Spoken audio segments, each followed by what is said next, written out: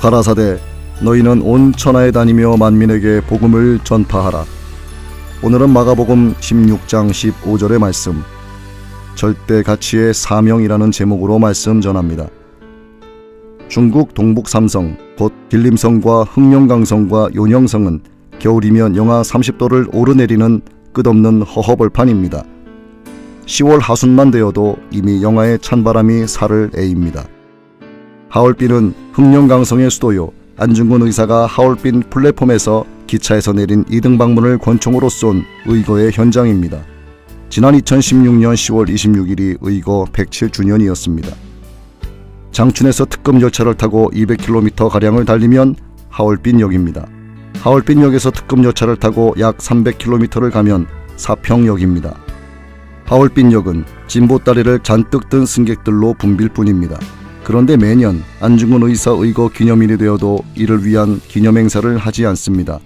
뿐만 아니라 의거와 관련된 어떤 흔적도 발견할 수가 없습니다. 조국의 독립과 동양의 평화를 위해 목숨을 담보로 의거에 나선 안중근은 대련의 여순 감옥에서 다음해 3월 26일 32세의 젊은 나이로 교수형에 처해졌습니다. 침탈자를 제거하고 나라를 구한다는 31세의 사명감이 그 일을 하게 했습니다. 대체 사명감이 무엇이기에 그 젊은 나이에 목숨을 바쳤을까요? 그 사명감은 천국 복음을 위한 사명감보다 우위의 가치일까요? 그렇지 않습니다. 세상 그 어떤 것도 우위에 있지 못합니다. 창조주시요, 인생의 생사 화복을 주관하시는 하나님이시요, 대속의 은혜를 주신 구세주시요, 다시 이 땅에 오시어 천하의 모든 것을 심판하실 주 예수 그리스도께서 직접 주신 지상에서의 최후의 명령이며 가장 중요한 명령이어서 지상 명령인 그 사명보다 우위를 점할 어떤 사명은 이 땅에 있을 수 없습니다.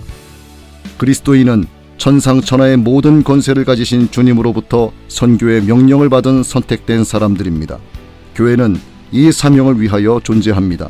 한 주간에 한 번쯤 교회에 가서 위로받고 용서받고 평화를 얻는 것이 교회가 아닙니다. 그게 예배의 목적도 될 수 없습니다. 성도끼리 교제하는 것, 구제하는 것, 헌금하는 것, 그것도 목적이 아닙니다. 교회의 최우선 사명은 복음을 전하는 것입니다. 교회가 부흥하여 능력이 생겼을 그때 선교하자는 것은 절대적 최우선 순위를 후순위로 미루는 사람의 어리석음이며 죄악입니다. 교회의 존재 이유인 선교는 곧 교회의 부흥입니다. 선교할 능력은 하나님이 채우십니다.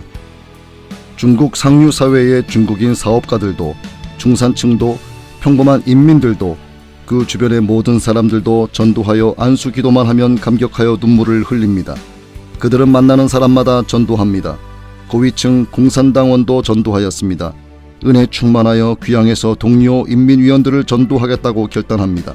18세에서 40여 세의 중국 신학도들은 목숨 걸고 서쪽으로 선교하러 가겠다고 자원합니다. 예루살렘의 처음 교회처럼 불같이 바람같이 일어나는 성령의 역사 현장이 중국입니다. 얼마 전 시진핑 주석의 기독교 금지 및 탄압에 관한 발언이 있었습니다. 그러나 엊그제 다보스 포럼의 기조연설에서 미국 대통령 트럼프의 보호주의를 비판하며 중국 경제의 세계화를 거론했습니다. 경제는 세계화요, 기독교 탄압은 팍스 로마나화. 이를 보면 알 수 있습니다. 사탄이 인간이라는 것을 말입니다.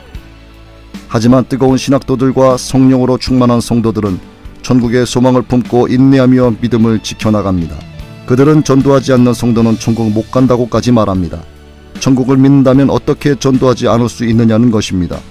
선교하지 않는 교회는 주님의 지상 명령을 무시하는 교회입니다. 주님이 기뻐하실 까닭이 없습니다.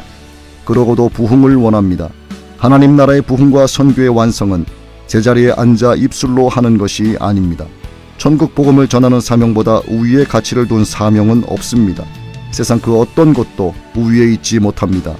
온 천하에 다니며 만민에게 복음을 전하는 사명, 이것이 절대 가치의 사명이요, 하나님의 기뻐하시는 바입니다.